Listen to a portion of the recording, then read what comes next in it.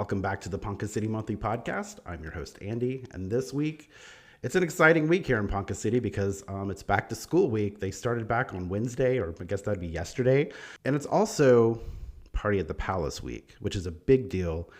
So we brought in Shelley from the Ponca City Chamber of Commerce to talk to us a little bit about Party at the Palace, and they were very involved with back to school. So we brought her in to talk about that. So Shelley, how are you doing today? Hey, I'm great. How are you, Andy? I'm great. Thank you so much for taking time. I know it's a very, very busy time. Can you believe that we've already got all the way halfway through August? Well, thank you for having me, Andy. But no, I can't believe we're halfway through August. It seems like the older I get, the faster I tear those pages off my calendar. I was saying that, with the magazine, we sort of live in these kind of a month-long deadlines where you're kind of ahead, you're like a month ahead. So the year seems to go by really fast. But I've noticed that here recently, it seems like the days go by super fast and then the days go by really slow. But then it's like, wow, we're already halfway through the month. It's time to lay out the magazine. It goes by fast. It does. So as I mentioned, back to school is happening this week. It's a big deal. You, before getting involved with the Chamber of Commerce, were superintendent and a teacher. Is back to school kind of? I'm a 40-year educator, and I'm the retired school superintendent, and I can't believe it, but I've been retired for 2 full years. So 40 years in education, that's a long time to be in education. So yeah, back to school time, and it's a nostalgic time for me, and the Chamber's very involved with back to school. Our Education and Workforce Committee is highly involved with different activities. More importantly, last week you did one of the things you guys do is the Teacher Luncheon, where you welcome all the new teachers. The new Teacher Luncheon. Listen, when I came here in 93, I attended the new Teacher Luncheon. Wow. It was incredible. It's just such a warm welcome, and it's a way for our community to get to know our teachers and for the new teachers to introduce themselves. We treat them to a fabulous meal at the Ponca City Country Club, and then they get chamber bucks to spend here in Ponca City. And let me give you a little bit of trivia about that. We have so many generous sponsors in Ponca City, and American Roofing and Osage Casino were premier partners. So they sponsored most of the meals. And then other people came in and sponsored. So we were able to give our teachers a raise in chamber bucks for the first time in 30 years. Wow. So they used to get $10.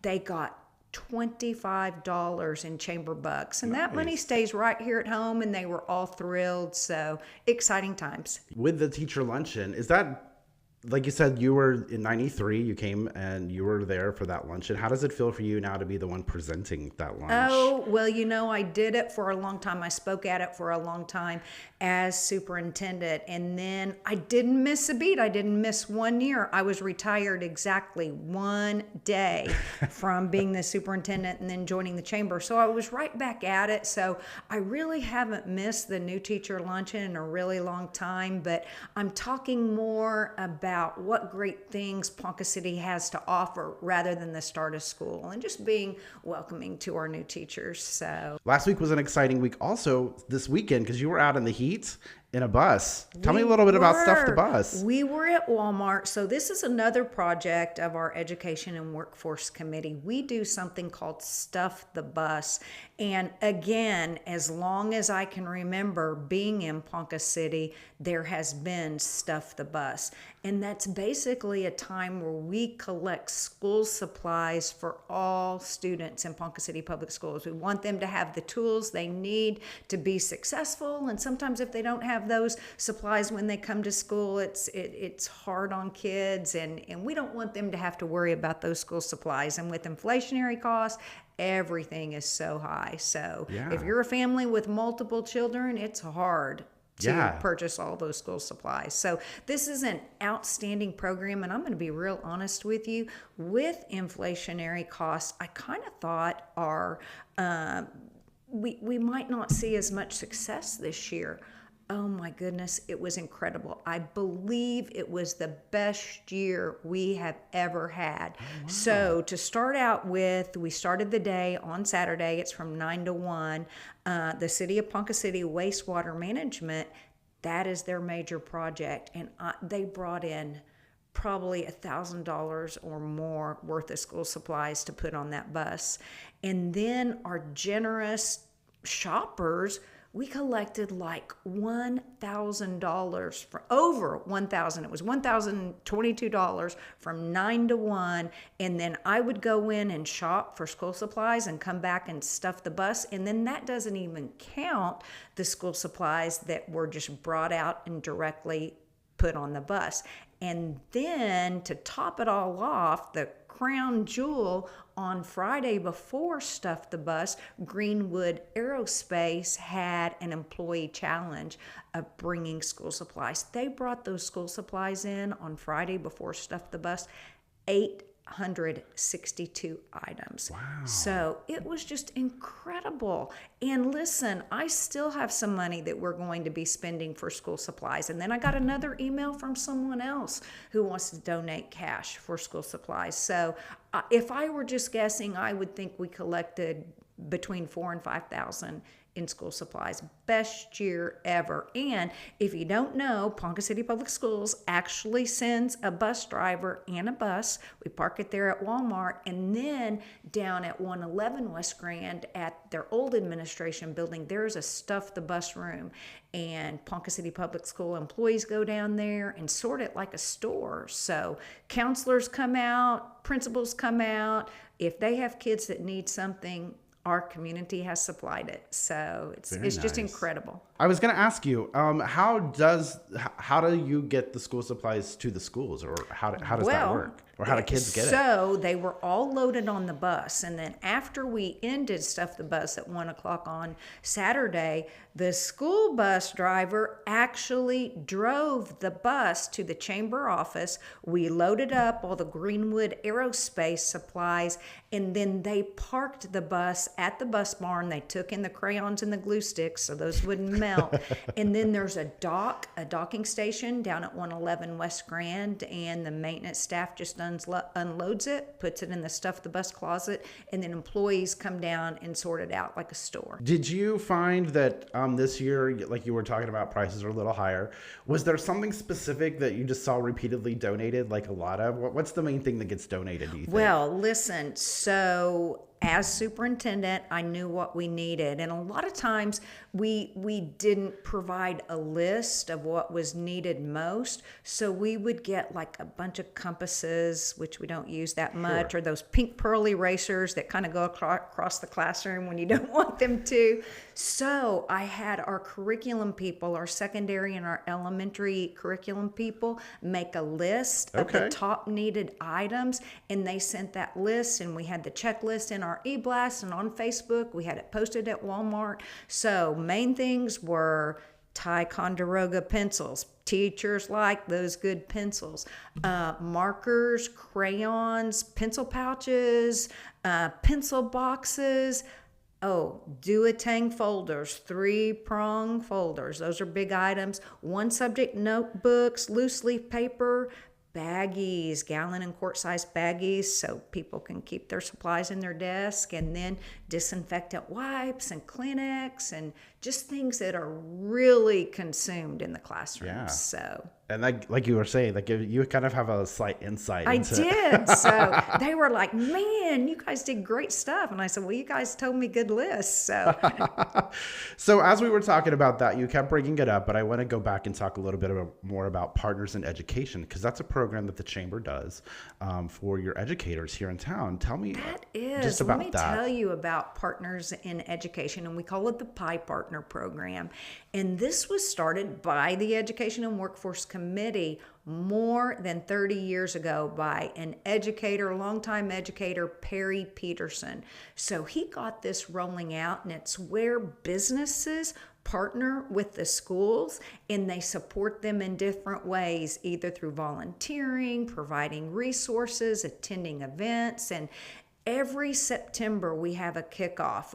We partner businesses with different schools, and for the most part, the same businesses stay with the same schools. Occasionally, businesses like to change because their own children move schools. Yeah. So they want to support those schools. And here's what we found at our wrap-up meeting last May.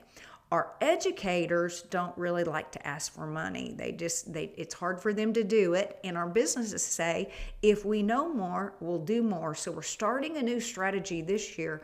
Every month, on the first day of the month, the principal is going to email all the PI partners and tell them one resource they can use, an event they can attend, or a way they can volunteer.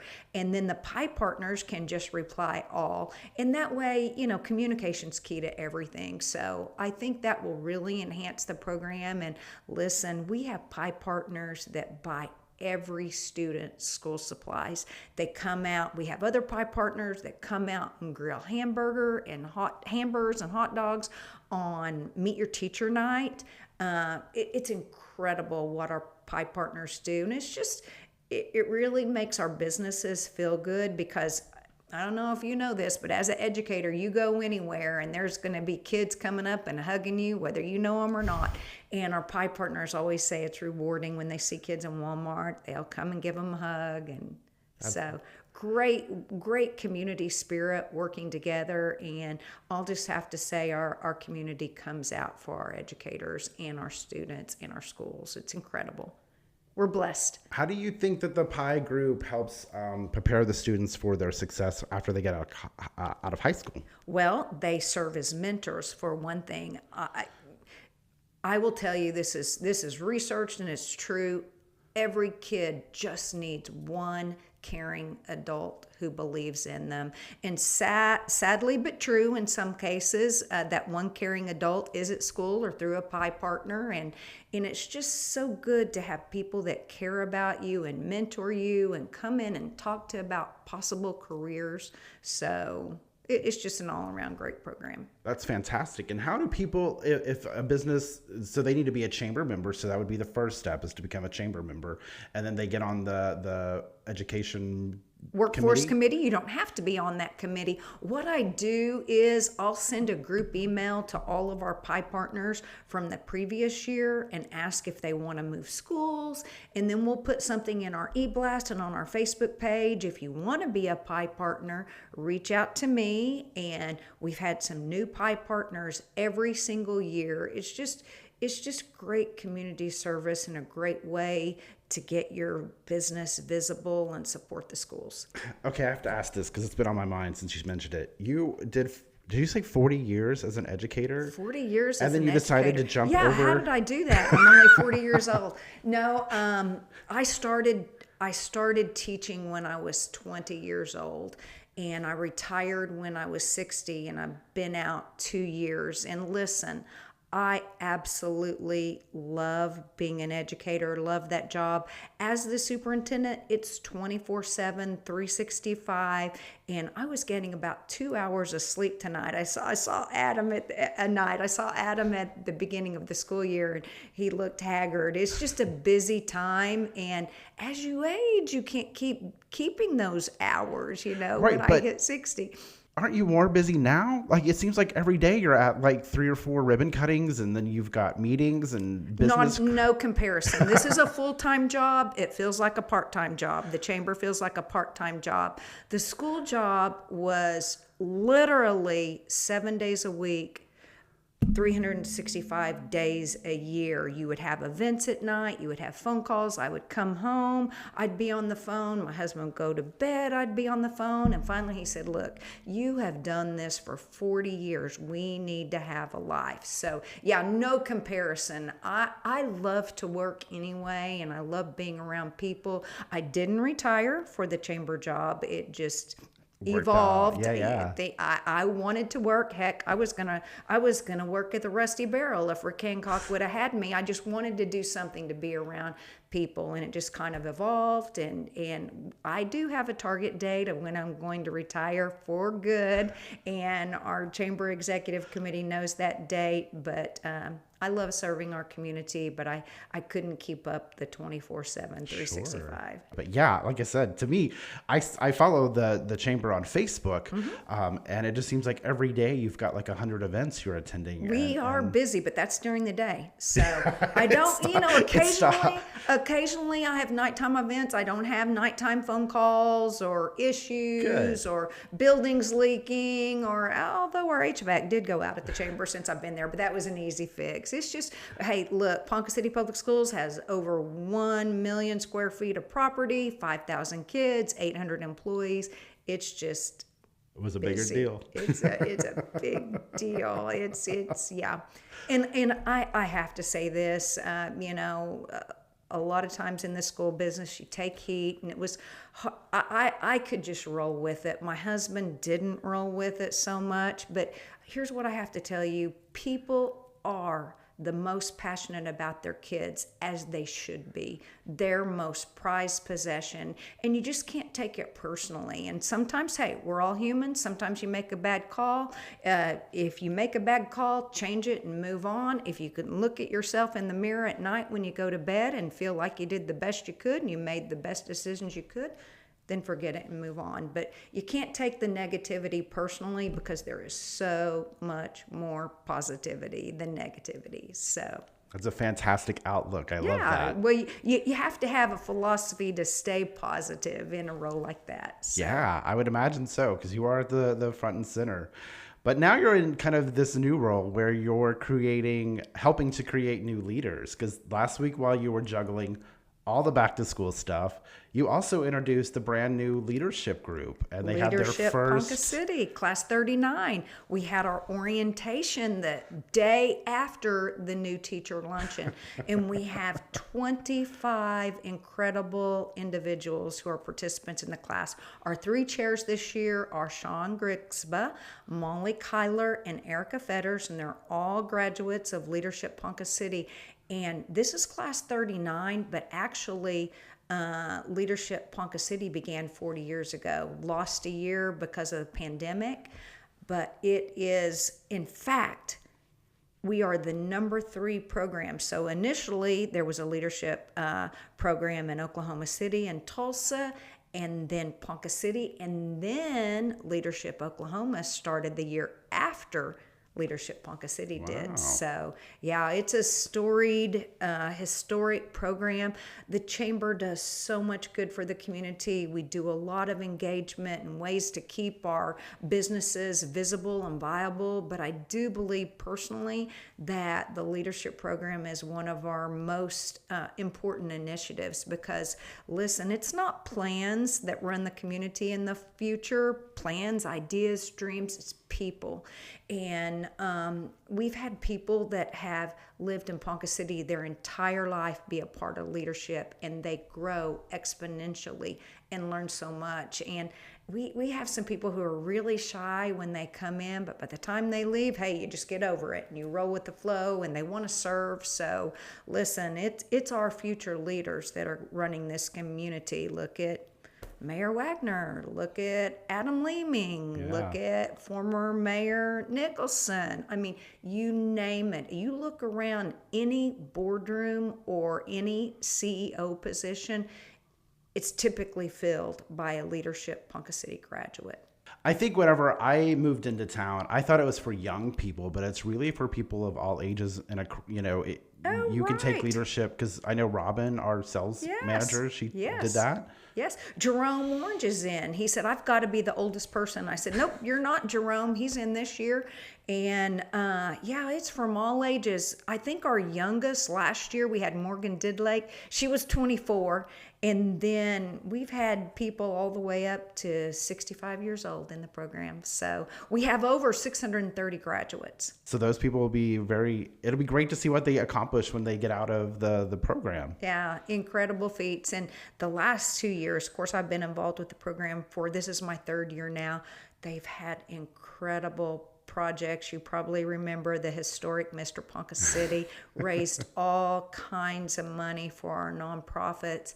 And then last year's class 38, did the Ponca Passport. Mm-hmm. And throughout the program, what they noticed was, wow, we didn't realize Ponca City had this much, even people who have lived here forever. So that project set out exactly what they wanted it to do, is show everybody there's always something happening in Ponca City. So 2 great projects. Yeah. Plus all the leadership development and the future leaders that are going to be serving this community. Do you think that the initial luncheon that they have, do you think that sort of sets the tone and everybody sort of figures out where they're going to fall? Or do you think that all happens throughout the year? It'll happen throughout the year. The orientation day, we did a lot of team building and we did some activities that encouraged conversation and stimulated different thinking about leadership. And this year I did a training called Orange Frog Training. It's about the power of positivity in leadership.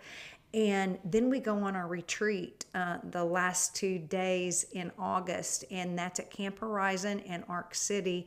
And that will be some serious bonding time as well. And then we'll do something. Luke Garrison comes to the retreat and does an activity on core values. And that kind of helps the class establish their core values as a group. And then as they're thinking about their project moving forward, that's how they can use that for decision making. Sounds like it's going to be an exciting time for all of them. It will. I'm super excited. Yeah.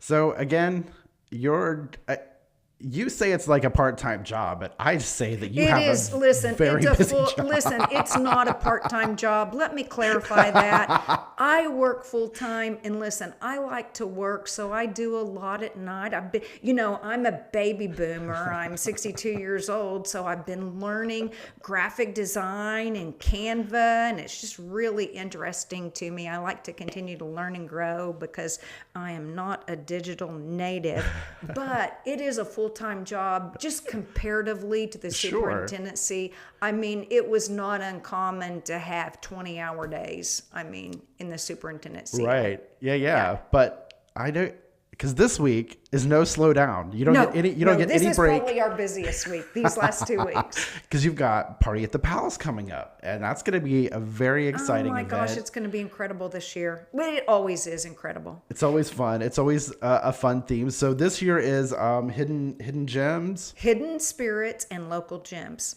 There you go. And that kind of plays into the passport, sort of, right? Yeah, sort of. It's just really highlighting what all we have here in Ponca City. Our 2025 chamber chair is Ashley Miller, and her theme was at our retreat last December, it's unlock our potential. We don't have to keep doing the same thing the same way we've always done it. In fact, I am a very reflective person. After every activity or anything that I participate, I think what was great about it and what can we do to improve. Because if you ever get to the point where you don't think you can improve, that's when it's time to retire for good and stay home. Yeah. And so Ashley's theme was, let's unlock our potential and change things up. Now we're changing up the Party at the Palace just a little bit, but there's still going to be some of the beloved items we have at the Party at the Palace. And we do have the Party at the Palace every year,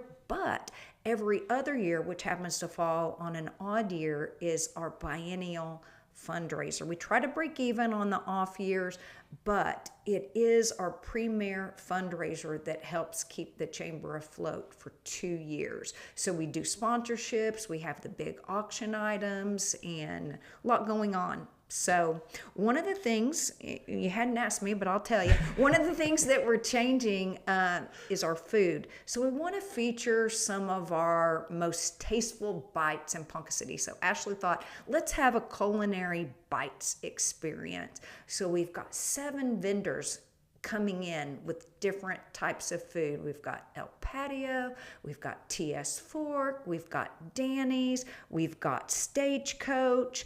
Then we have 2 dessert offerings. We have the Lazy Glaze cookies and Sky's the Limit Creations, and then we're having charcuterie by Amazing Grace. So we're going to be on both floors of the palace, of the mansion. So Kelsey with My Media Matters, our former chamber chair and the mayor, has created a map for us, and we're going to have a landing page. So you'll just have to bring your phone, scan the QR code. You can find everything, find out about the auctions. So it's going to be great.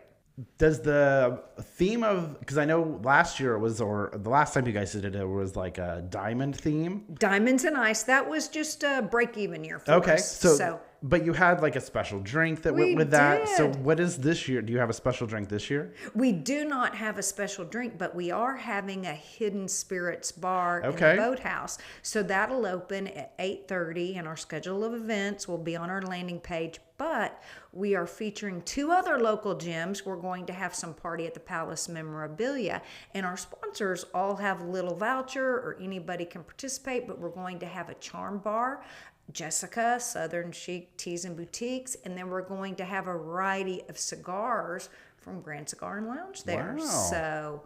So really it's going to be, you want to travel throughout the entire estate to see all the different Without a stuff. shadow of doubt. And Andy, I can't even tell you how incredible our auction and raffle items are. So let me tell you about the raffle. We are going to do the golden ticket. We're selling 50 tickets. Then we'll have some live auction items, and former Mayor Nicholson will be our auctioneer. We'll have some silent auction items, and then we're doing something called a raffle. And sometimes, if there is an item somebody wants, they may come in and say, put $3,000 down. Well, the rest of us can't compete. So the raffle gives everybody an opportunity to compete. We've got some ticket booklets, and it's not the tear-off tickets. You don't have to write your name on anything, but we've got some special ticket booklets made. So there's a small pack for 50 and a large pack for 100, and it's a tiered raffle. And you just drop your number in the bucket by the prizes. We'll have the prizes out there.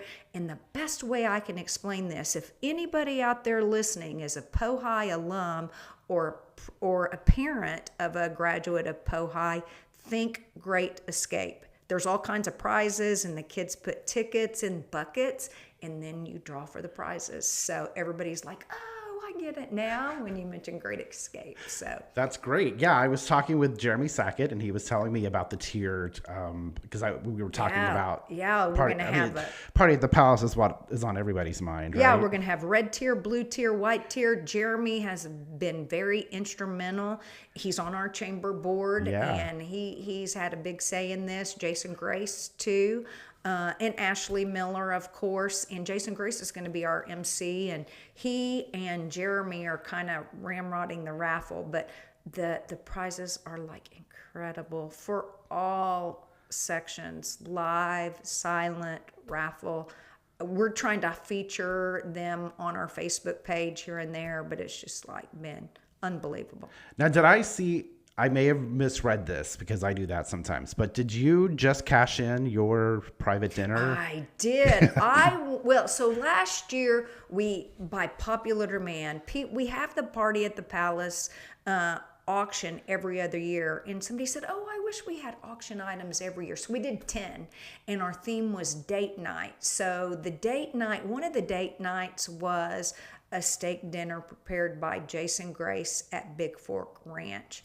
And my husband Josh won it. He won several. He won 3 out of 10 of those date night packages, and we cashed it in just last Thursday.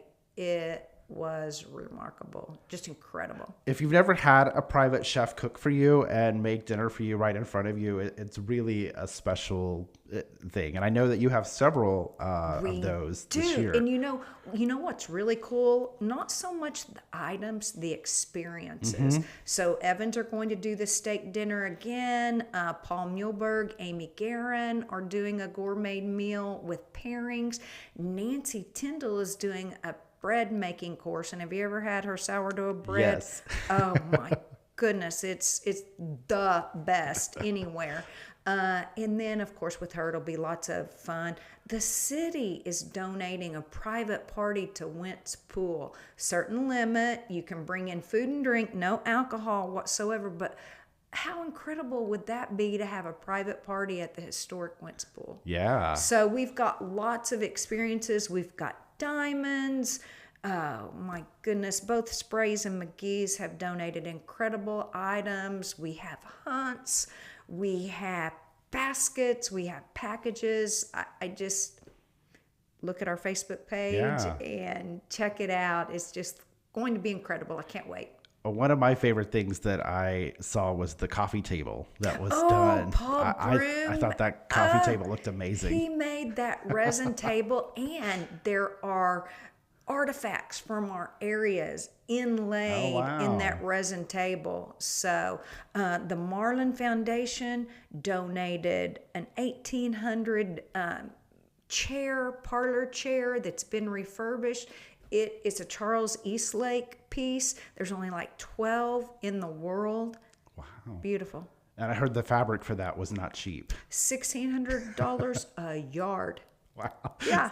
So not the kind that you want to eat on. You don't want to set that. That's right. Well, it's in my office and I just look at it and I don't set anything near it. Just keep away from it. It's going to be fabulous. So even though I've been a few times and I've had them myself, I don't really understand how the golden ticket works. Okay. So the golden ticket started out the year that Adam Leeming was the chamber chair, and I can't recall the year that it was, and we did 100 golden tickets. And at that time you could purchase the golden ticket for $100 and you could choose any live auction item without bidding if your number was drawn. So that'll be the very first thing we do at 7:00. We'll draw for the golden ticket.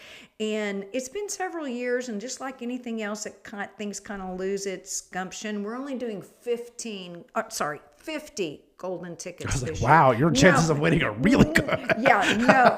50 golden tickets, and we only have like 15 left, and we got about a week to go before the party at the Palace as of this recording date. And I feel confident we'll sell them, but we have some outstanding packages. There's 3 items that you can choose from this year. We kind of changed it up a little bit. It's going to be the steak dinner experience at Evans, and I can tell you it's fabulous. And if you didn't know, the Evans just built a bunkhouse that is like a luxury bunkhouse. You wouldn't even believe it. And then they have an industrial kitchen they built in the garage.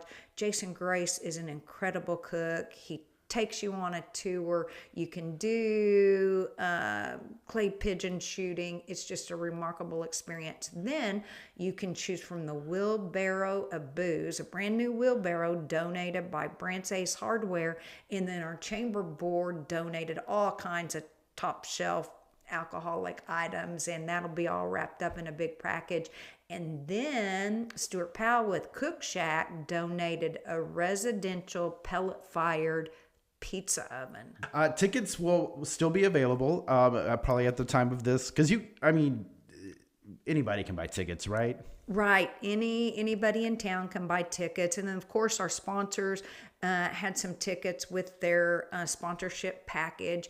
And then we still have golden tickets for sale.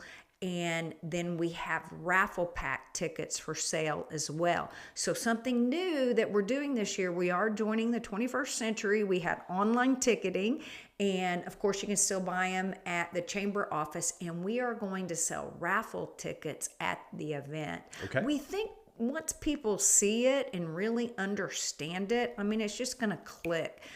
We think we'll sell a lot. So we have like 4 or 5 hype teams, partners that are going to be selling raffle tickets. And thank goodness for Jeremy Sackett. He's keeping us technologically savvy. Nice. So definitely check out, where the Chamber's website so that you can get your tickets there. You can also follow them on Facebook. Shelley, thank you so much for coming in today. Oh, thank you for having me. It's been a pleasure. Thank you so much for joining us. Be sure to tune in next week.